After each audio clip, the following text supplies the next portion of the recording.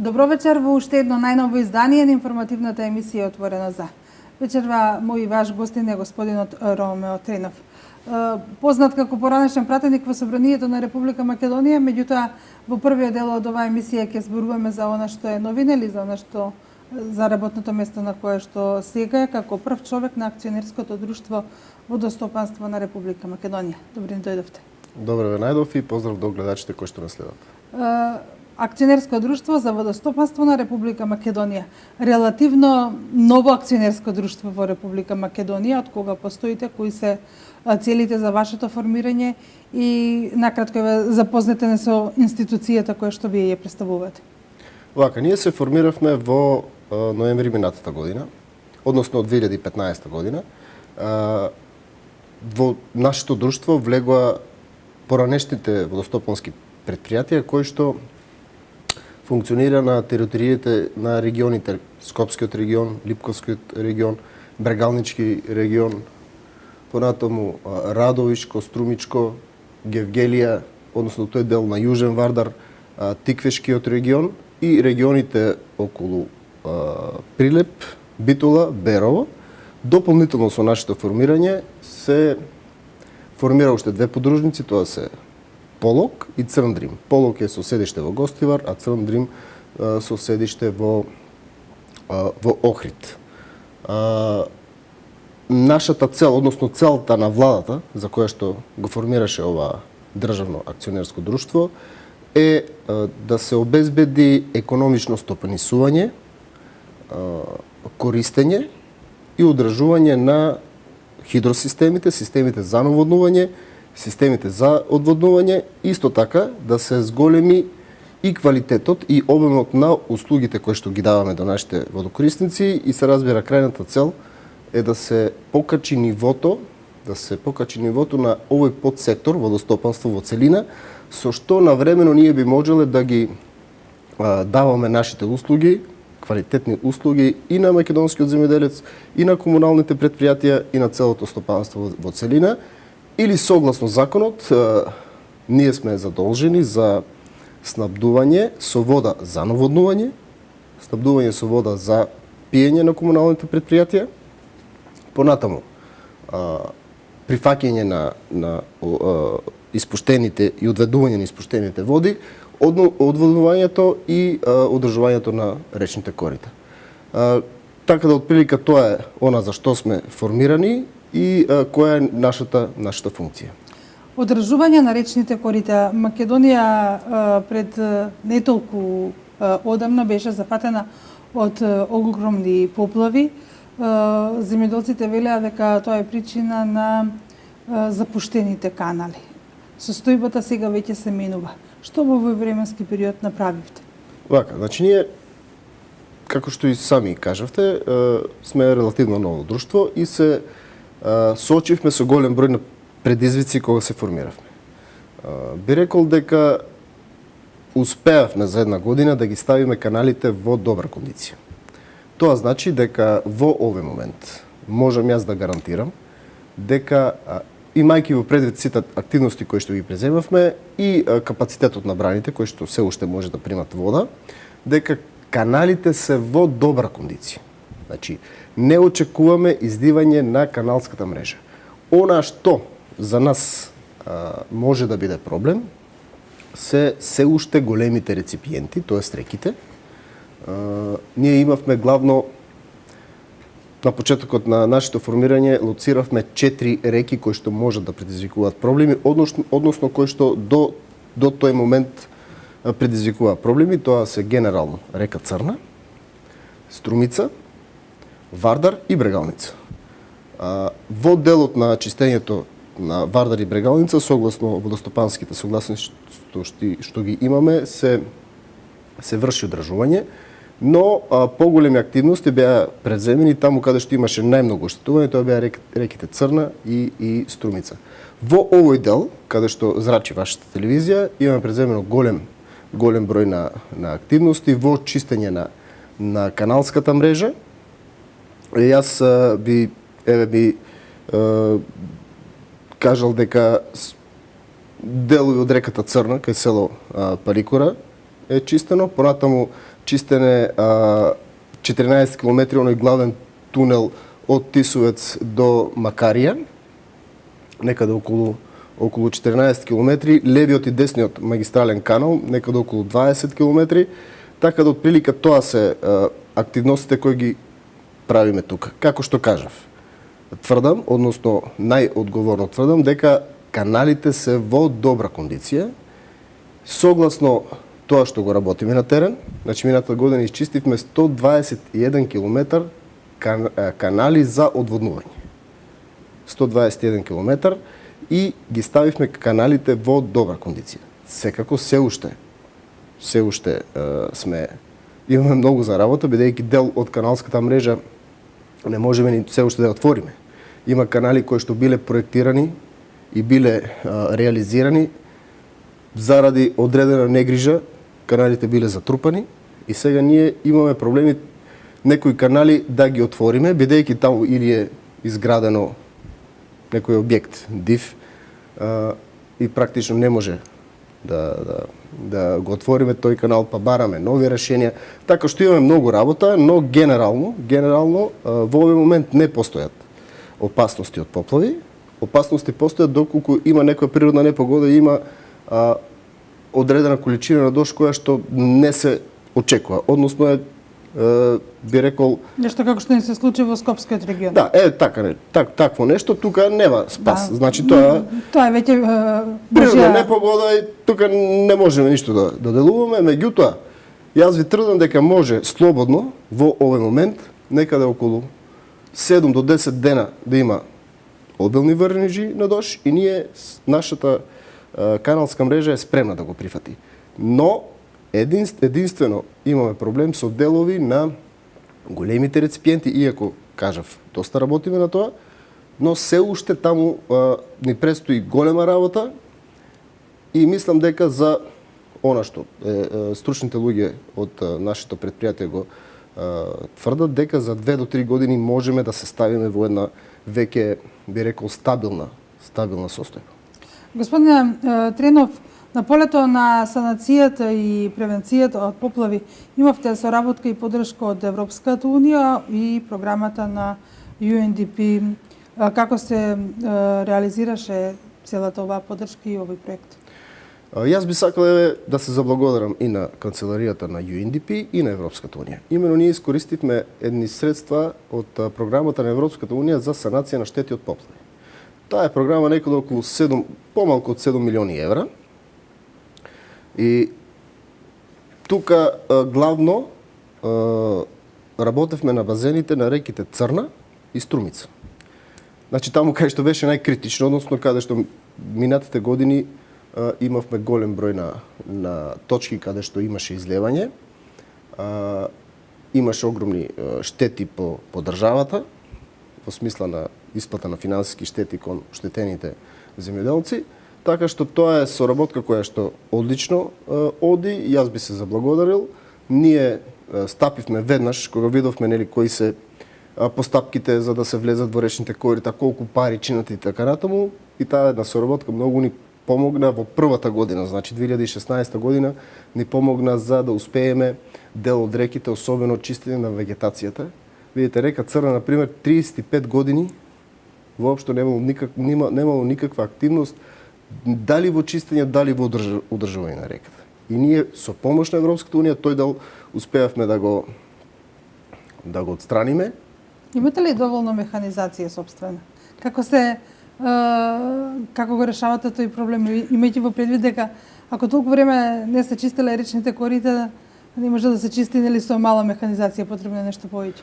Вака сега, значи ние кога се формиравме наследивме 2 стари багери.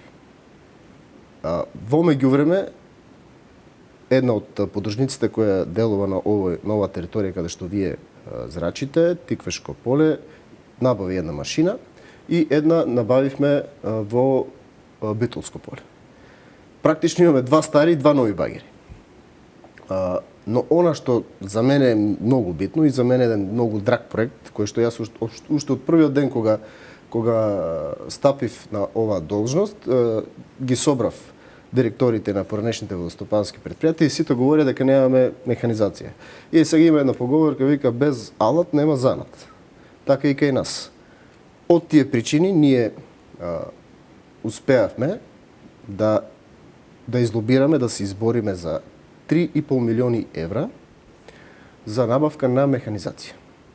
Постапката е во тек. Јас се надевам дека многу брзо ќе добиеме механизација. Веќе еден дел набавивме, но тоа е вака многу малку. Но тие 3,5 милиони евра, ако успееме, верувам дека ќе успееме да набавиме, значи знаеме дека овие тендерски постапки траат малце подолго, бидејќи се работи за огромна сума на пари. Со набавката на механизацијата ние ќе станеме едно функционално предпријатие. Значи, веднаш ќе излегуваме на терен, ќе имаме план за чистење на речните корита, ќе имаме план за одржување на каналската мрежа, без разлика дали е тоа за одводнување или наводнување, и можеме дури да се јавуваме и на одредени други тендерски постапки каде што ние би давале услуга. Сега ние користиме услуга од некои приватни фирми да ја одржуваат нашата каналска мрежа, што е прилично скапо. Но со ваква една инвестиција од 3,5 милиони евра ние ќе бидеме тие кои што сами ќе можеме да излеземе на терен и да бидеме функционално предпријатие. Без разлика дали треба скипче да се влезе во некое малце да откопа, дали треба голем багер да влезе во речно корито, значи ќе бидеме навистина функционално предпријатие и ќе можеме да излеземе на терен. Сега се уште користиме услуги од приватни фирми, што како што кажав за нас е релативно скапо и не секогаш математиката излегува. Но во постапка сме, денот кога ќе дојдеме до механизација, кога ќе подпишеме договори за набавка, ќе биде оној вистински ден на пресврт во функционирањето на овој наш сектор. Господин Тренов, на земјоделците не само што им се потребни изчистени канали. Во летниот период имаат потреба и од доволно вода за наводнување на своите посеби. И тука вие имате ингеренции. Каква е состојбата? Пака сега, значи, наводнувањето е еден од нашите, би рекол, поприоритетни дејности. И многу комплексно и сложено за операција. Прво, и ние имаме отворени канали, имаме и затворени системи за наводнување. Значи, мрежа која е отворена и која што треба вие да ја оспособите пред сезоната за наводнување, односно треба да ја одржувате од денот кога сезоната завршува на 15 октомври до 15 април. Така што треба да се излезе на терен, да се направат градежни активности во смисла на чистење на бангините од вегетација, чистење на кампадите од алги, вадење на талогот, на земјиот талог од каналите, понатаму отстранување на дефекти на оние дилатациони фуги кои биле оштетени во минатата сезона. Што се однесува пак до системите кои се од затворен тип, треба да се сменат оштетени цевки, вентили, хидранти. Значи треба да ја подготвите сезоната и кога ќе излезете на терен, кога ќе влезе во погон, во строј целата овој систем, и тогаш се појавуваат некои проблеми и потешкоти, бидејќи знаете како водостопанството било оставено многу години без, би рекол, особено 2003 навака, кога се формира водните заедници, тие што добро функционира, јас им честитам, меѓутоа голем дел функционира лош и направија големи штети. Тој закон беше многу лош и еве се уште ги чувствуваме проблемите. И јас би рекол, би било чудно да нема проблеми во наводнувањето. Тоа би било чудно дури на совршено нов систем, како што има во некои делови од Струмица. Би било чудно да нема, особено во овие новите подружници кои се формира, Тетово, односно тој дел на Полок, Црндрим, значи Охрид, Струга. Таму имаме отворени канали, така што би било чудно да нема проблеми, но јас можам да кажам дека луѓето кои го работат теренот добро го работат и успеваме навреме. Еве минатата година немавме ниту едно ниту еден штрајк, да речем, некој од земјоделците предизвикан заради наводнување. 2015-14 имаше такви работи, меѓутоа 2016 успеавме да ја надминеме сезоната без проблеми кои што би ги почувствувале земјоделците. Ние имавме проблеми внатре, ги решававме со огромна ангажираност на вработените и на менеджерскиот тим, но и тие што работи на теренот. Така да мислам дека тука успеавме да ја поминеме годината добро, со голем број на потешкоти, главно заради застарените системи. Очекувам оваа година да ја започнеме на 15 април, значи согласно нашата програма. Минатата година изчистивме канали за наводнување, не за одводнување, значи за наводнување 414 километри. Колку од оваа километража отпаѓа на Тиквешкиот регион, имајќи во предвид дека таму имаме многу лозови полиња кои што се дел од системите за наводнување. Што се однесува до таа отворена каналска мрежа што ја чистивме лани, е некаде околу 227 километри. Значи на таа територија тоа се општините на територија на општините Кавадарци, Неготино, Росоман и Криопаланка. 227 се разбира, чистевме и на територија на Брегалница, тука некаде околу 96 километри. Вкупно, значи, изчистена мрежа на територија на цела држава е 414 километри канали за наводнување. Односно канали кои што се отворени. Или се земјени вади, или се канали. Господине Тренов, доколку земјоделците забележат некои проблеми, каква е соработката, доколку тие се најмногу на терен, тие гледат кога каналите и за наводнување и за одводнување се чисти и се нечисти. Каква е соработката? Ви јавуваат ли? Едното ме прашање и второто ме прашање колку тие се пак совесни и истите ги одржуваат, но и годишно плаќаат за оно што ќе го потрошат. Видите, значи тие кои што не плаќаат, ние имаме механизми да наплатиме. Што се однесува до соработката, јас би рекол дека дел имаме добра соработка, да не речам одлична. Секако има дел и на несовесни земјоделци. Минатата година се покажа на дел од Брегалничкиот регион, дел од Црандрим и така натаму, дека има луѓе кои не се баш толку свесни што значи водостопански објекти, колку пари чини тој. Но тоа се, да речам, изолирани случаи кои што се осудувани од другиот дел на земјоделците, кои што се разбира знаат што значи општо добро. Што се однесува до соработка, тие секогаш кога има проблем се опатуваат кај нас, ние се обидуваме брзо да го решиме проблемот. Некогаш дефектите во водостопанската инфраструктура не можат да се отстранат за еден ден, некогаш треба можеби 10 дена да трае некоја санација, особено ако некој канал кој што е под напон или под притисок се направи штета на него, тоа треба доста долго да трае, дури 10 дена некогаш трае, така што можам да кажам дека во делот на соработката со земјоделците сме отворени и тие се први кои кога ќе почувствуваат дека нешто не е во ред, први јавуваат, бидејќи и самите се засегнати, нели, ако не можеме да дадеме услуга, тие нема таа услуга да ни ја платат. Ние сме акционерско друштво и за да функционираме треба да ги прибавиме средствата. Ние не добиваме пари од буџетот на централна влада за нашето функционирање. Значи, мораме да дадеме квалитетна услуга за да бараме да ни биде наплатена.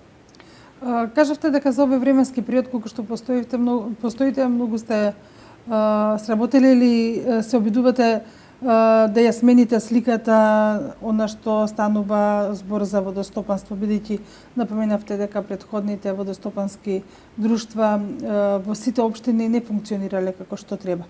Кои се плановите за во иднина, имајќи во предвид дека делувате сега централно? Вака, значи, она што беше приоритет е да воспоставиме, би рекол, функционални канали за наводнување и одводнување на територијата на цела држава. Во овој дел сме на добар пат. Иако не можам да кажам се уште дека, особено заради овие политички случувања, имаме ние проекти кои се зависни од изборниот закон. Согласно нашиот изборен закон, избори се додека не се формира влада. И тоа доста смета. Ние практично се формиравме во ноември 2015 во најголемата ескалација на политичката криза. И цело време функционирам. И сега јас не можам ни да ви дадам споредба како е кога се функционира во нормални услови на политичко живење, бидејќи ние не можеме да видиме кои се импликациите финансиски, бидејќи се формиравме во политичка криза И и действувате се действуваме уште. се уште во политичка криза. И дали сме на добар пат, дали ние не можеме да направиме споредба. Како е кога нема политичка криза, како е кога има политичка криза. Така што мислам дека сме на добар пат, но сепак мислам дека би понудиле повеќе, мое мислење, дека би понудиле повеќе кога би действувале во услови на нормален политички живот во државата. Во земјоделството многу е значајно навреме да бидат наводнети културите. Имаме ли се уште простор за градење на водоснабдителни системи за наводнување на земјоделски посеви, имајќи во предвид дека Македонија е аграрна земја и многу луѓе од во земјоделството ја гледаат својата екзистенција. Видите вака сега, да се дискутира за земјоделство, за современо, за интензивно земјоделство, не за она екстензивното, тоа без современи системи за наводнување е апсолутно невозможно. Зошто го велам тоа? Прво, во цената на чије на еден земјоделски производ влегуваат одредени трошоци кои што треба да ги направи земјоделецот за да произведе квалитетен производ. Таму каде што има квалитетни системи за наводнување, за Македонија тоа најфункционални се оние од 300 до 500 хектари. Тоа се мали затворени системи за наводнување кои што нудат добро менаџирање од страна на земјоделците и ефтин производ. Ако еден земјоделец троши за вадење односно за наводнување од пумпа или од систем кој што сам си го направил или од река, трошење на гориво, на бензин и така натаму, тој систем, односно тој производ кој што ќе го произведе ќе има повисока цена на чинење и го прави земјоделецот неконкурентен на пазарот. Тоа значи дека ние, дали има потреба? Апсолутно има потреба. Апсолутно има потреба за градење на нови и по мене функционални мали системи. 300 до 500 хектари, бидејќи таму полесно се менаџира со тој систем, земјоделците можат согласно соработката, нашата соработка и согласно нашите ингеренции полесно да дојдат до вода за наводнување и таа вода многу полесно се менаџира, се штеди и е многу поевтина и дава конкурентен производ. Значи ние не можеме ние имаме, особено во градинарството, имаме сезона на шпиц. Дали е тоа пиперката, дали се доматите или било што, имаме сезона на шпиц. 15 до 25 дена имаме шпиц каде што паѓа цената. Така, паѓа цената. Ние треба да направиме начин со кој што ќе излеземе со квалитетен производ кој што негово производство ќе трае подолго, односно тој шпиц нема да биде така кус 15 до 25 дена и ќе можеме да излеземе на пазарот со поевтин и ние имаме квалитетно производство, тоа не е спорно и докажано е. Колку поевтино е производството, толку добивката за земјоделците е многу поголема. Колку така, позадоволни земјоделци, толку ќе имаат многу повеќе и средства да вложуваат во овие системи и индивидуално самите тие.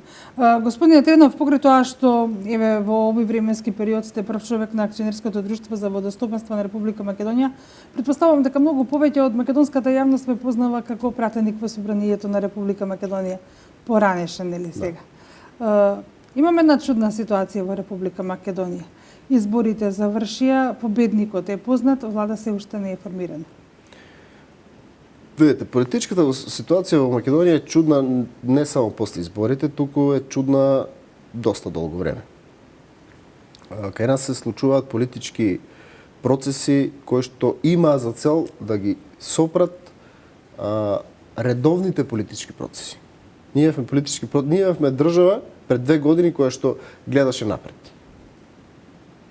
Имавме одлични резултати во економијата, имавме стабилен финансиски сектор, бизнисот одеше напред, секоја година имавме зголемување на бруто домашниот производ и сето тоа што се случува сега после изборите всушност се случува е менаџирано од одредени, јас би рекол, мафијашки структури предводени од Џорџ Сорос. И тоа не се случува само во Македонија, такви процеси има во многу држави. Ова што нам ни се случува во моментот е само, знаете, тие кога ги проектирале бројките, речи си да ги погодија.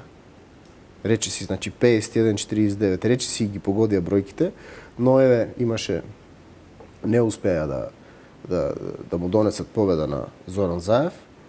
Иако тој излезе и прогласи победа, веројатно тоа бил дел од сценаријата да се прогласи победа.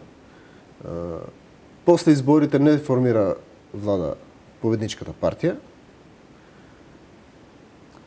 Сега се наруши оној принцип Победник со победник. Да, победник со победник. И мнозинството од македонските граѓани, мнозинството од македонците во државата, 455.000 гласачи, сега се минимизираат или како што кажа нашиот председателот на ВМРО, Никола Груевски, се дефакторизираат. Значи македонците во својата држава веќе не треба да бидат фактор. Тоа е целта. И во тој контекст ги гледам сите тие изјави на оние сенатори дека Македонија треба да се подели, Заев е само алатката. Значи тоа е алатката кој што треба тоа да го спроведе. Зошто го прави тоа? Дали е... Видите, јас сум анализирал зошто некој човек го прави тоа. Да е за пари, мислам дека Заев е еден од тој и неговото семејство се едни од најбогатите во државата. Сега не говорам можеби за кеш, меѓутоа фирми и така натаму. Да е толку желен за власт, може да има и тоа нешто. Меѓутоа, лично мислам дека тие што го држат сега Дуи, Али Ахмети, со снимките, можеби истите кои му ги дадува на Заев снимките, можеби не го држат со снимки. Единствен кој што не може да го држат со снимките и што не го оценија и кој што јавно кажа се што имате објавете, беше Никола Груевски и луѓето околу него. Така што сета оваа ситуација е припремана, проектирана долго време пред да почне кризата и целта не е само да се тргне ВМРО од власт, да се тргнат македонците да не бидат фактор. Целта е промена на името. Знаете, без македонците лесно ќе го смените името. Без да ги тргнете македонците од одлучувањето. Бидејќи, знаете како? На народот не мисли баш така. Во 23 општини во Република Македонија секој поплодни имаме протестни маршеви, во секој општина по 3-4 илјади луѓе имаме на улица. Видите, народот виде што се случува. Значи, сите оние кои што се сомнева, па не знам, ајде сакаме промени, сакаме ова, сакаме, видеа дека не се работи за менаџирана состојба однатвор. И народот не сака да биде тргнат од... Видите, зошто македонците би излегувале на избори ако победникот не формира влада? Порано во колумните на одредени албански аналитичари кои живеат во нашата земја, експерти, нели, како што е модерно да се наречат, прашуваа зошто би излегувале албанците на избори доколку победничката партија од албанскиот блок не е дел од владата. Еве сега јас прашувам зошто македонците би излегувале на избори ако победничката партија од македонскиот блок не е дел од владата. Прашањето е исто. Зошто? И сега нормално народот дека не мисли така. Народот го дал својот глас и народот сака тоа негово право, бидејќи народот само на избори. Граѓаните, вие може да го минимизирате колку сакате. Но тој момент зад параванот е неговиот момент. Тој момент каде што никој ништо не може да му каже. Тогаш тој гласа и одлучува за него и за неговата иднина. И народот одлучи. 455.000 македонци гласа за ВМРО, околу 350 гласа за СДСМ. Македонци. Сега говориме за дефакторизација на македонците. Сега во овој момент треба да се тргне мнозинството македонци и малцинството македонци со мнозинството на албанци да прават влада. Тоа е ситуација, политичка ситуација која што е несвојствена и неприфатлива за граѓаните и затоа ние имаме секој ден најпрви почна 1 град, 2 града, 3, 4, 5, стигнавме до 23. 23. Беа последно, а се најавува дека ќе имаме уште 3 нови града, така да до 26 општини. Граѓаните се на улица секој попладне. Кога станува збор за пораките, чинам дека од Велес владиката по Вардарски, господинот Агатангел, ја упати директно пораката до македонските политичари, велејќи им дека треба да седнат во една заедничка просторија и да се договорат за на крај да испаднат и на македонскиот народ, да му соопштат дека Македонија нема да се разделува и она што ни е сервирано од надвор нема да помине. Видете, кога Црквата повторно застанува во одбрана на државата како многу пати досега во историјата. Видите вака сега, македонскиот народ бил дел од македонската црква, без разлика дали имал држава или не. И секогаш тука се наоѓал заштитен. А она што го направи владиката Агатангел е нешто кое што по мене требаше да го направат сите архиереи. Бидејќи тој јасно кажа дека ако нема македонска држава, ќе нема ни македонска црква. Јас сум загрижен тоа што пред некој ден го прочитав дека Врнишковски бара, односно преку списанието на таа негова црква, инсталирана во Македонија, однадвор, бара која ќе дојде СДСМ на власт да ја укине Македонската православна црква. Значи, од нас се бара да се укине јазикот, да се укине химната, да се укине знамето, да се укине црквата. Значи се што е македонско треба да се укине. И единствен човек кој што излезе од црквата, од архиереите, е Агатангел, кој кажа дека треба македонците да седнат и да се договорат. Бидејќи ние немаме каде да одиме. Јас не знам, еве, и пораката на Груевски во тој контекст, дека ние ќе го поддржиме Заев, ќе гласаме во парламентот тој да биде премиер. Значи 51 пратеници од ВМРО ќе гласат за Заев да биде премиер. Но да се откаже од овие Од албанската платформа. Па таа не е албанска платформа.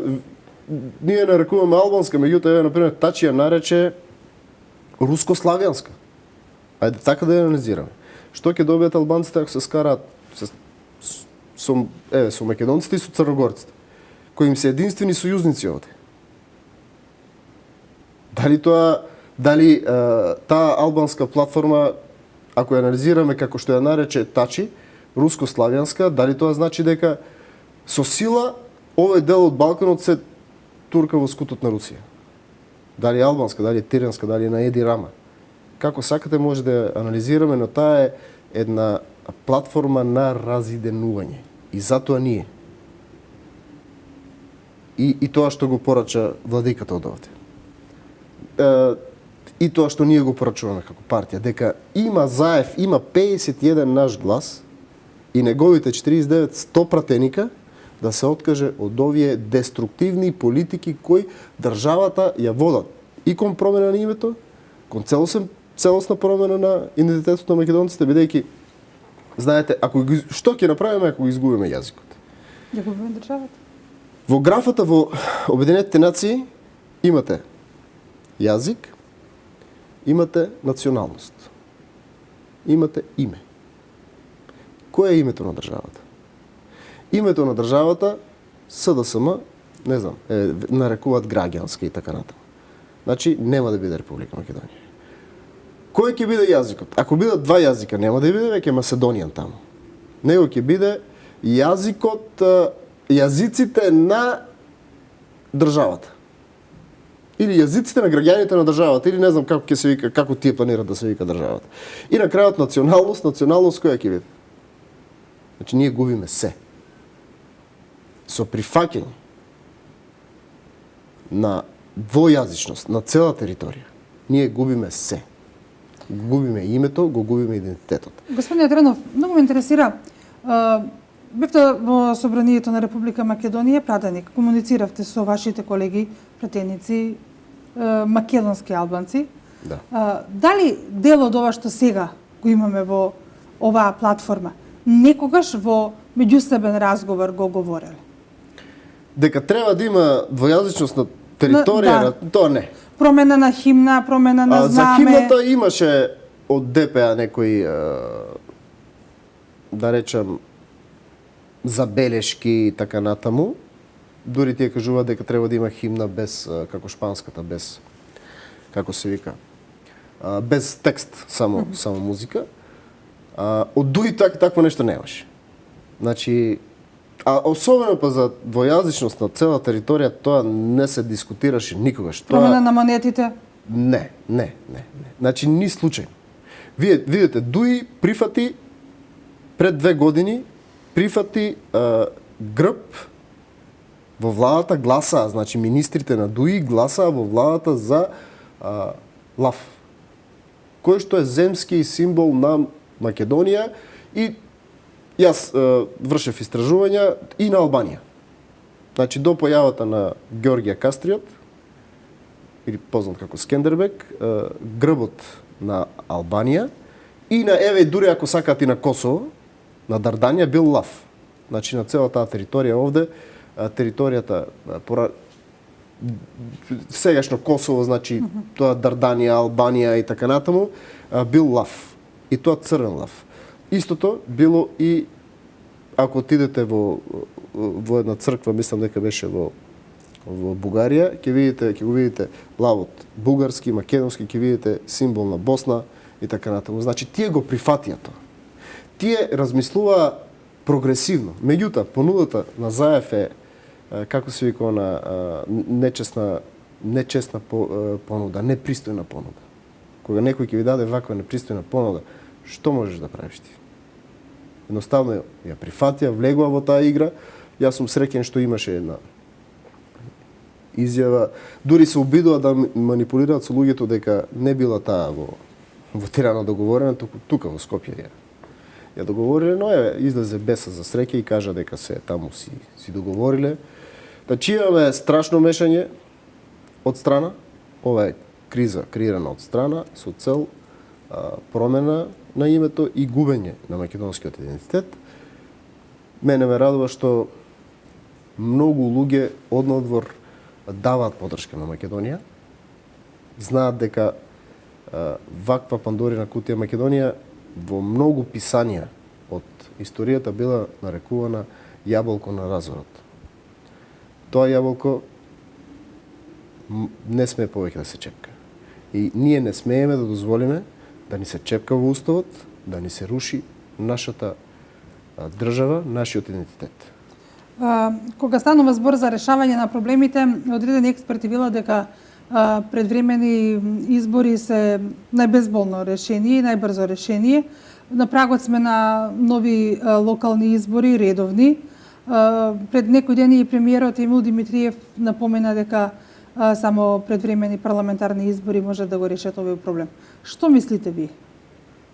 Редовни, односно брзи избори се излезот од оваа ситуација. Односно, има два можни излези. Првиот излез е да одиме на брзи избори заедно со локалните избори и народот да се изјасни што мисли за платформата на Зоран Заев.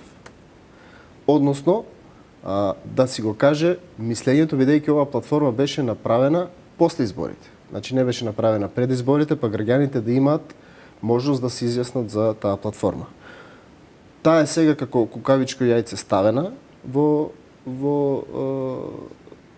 политиките на партиите на албанците и на СДСМ, и народот е донесен во ситуација да ја прифати, а немал право да се изјасни за неа. Така што, ние сметаме, и голем број на експерти сметаат дека излез од оваа политичка ситуација е брзи избори, народот да се изјасни, значи Заев со изборите, ако смета дека ова е вистинскиот пат, како што вика тој граѓанскиот пат, живот во Македонија и така натаму, со платформата да излезе на избори и граѓаните да си го кажат своето мислење.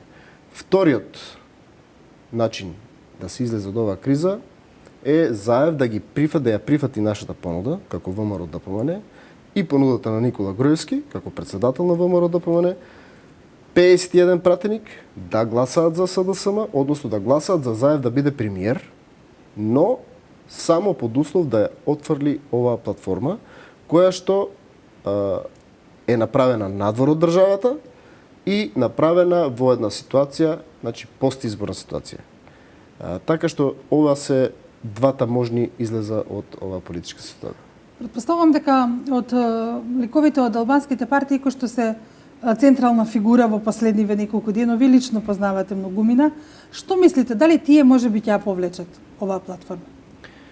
Вака, значи Зоран Заев даде една непристојна понуда од албанците. И тие се донесени во ситуација, како политички партии, да се докажуваат дека се поголеми албанци од Заев. Односно, калкулираат со гласовите за локалните избори. Значи, дали ќе има локални избори? Јас би кажал дека дали ќе има парламентарни со локалните избори. Значи, албанците во овој момент не верувам. Лично не верувам дека ќе отврдат, бидејќи се плашат да не ги загубат гласовите на албанците, односно дека ќе ги добие Заев. Но исто така, македонците треба да бидат свесни и да не влегуваат во оваа политичка игра која што игра Заев и кој што манипулира и со македонците. Значи, од една страна кажува дека нема ништо, тоа нема да се менува ништо, на македонците едно им кажува, а по изборите се види дека тој е спремен се да прифати. Значи, ние како ВМРО ДПМН нема да се наддаваме со Заев со националните интереси. Без разлика дали албанците ќе прифатат или ќе отфрлат оваа платформа, односно сами ќе се отргнат од неа, мислам дека ние треба да излеземе на избори и граѓаните да си го кажат мислењето за таа платформа.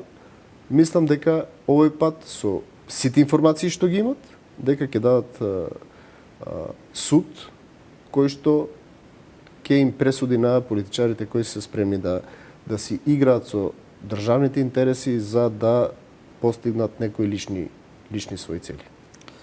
Отворено за она што се работи во акционерското друштво Водостопанство на Република Македонија, но и отворено за оние политички случувања кои што се актуелни во државава. Оваа вечер говоревме со Ромео Тренов, во јавноста повеќе познат како пратеник во Собранието на Република Македонија, поранешен, но ние се обидовме и да го представиме и како директор на акционерското друштво Водостопанство.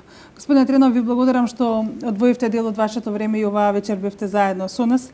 Се надевам дека земјоделците од Тиквешкиот регион добија информации кои што нив им се важни, ќе немаат проблем ова лето со наводнување, а не дај Боже, нели, со оние одводни канали па да имаме поплави како што имавме случаи во изминатите години.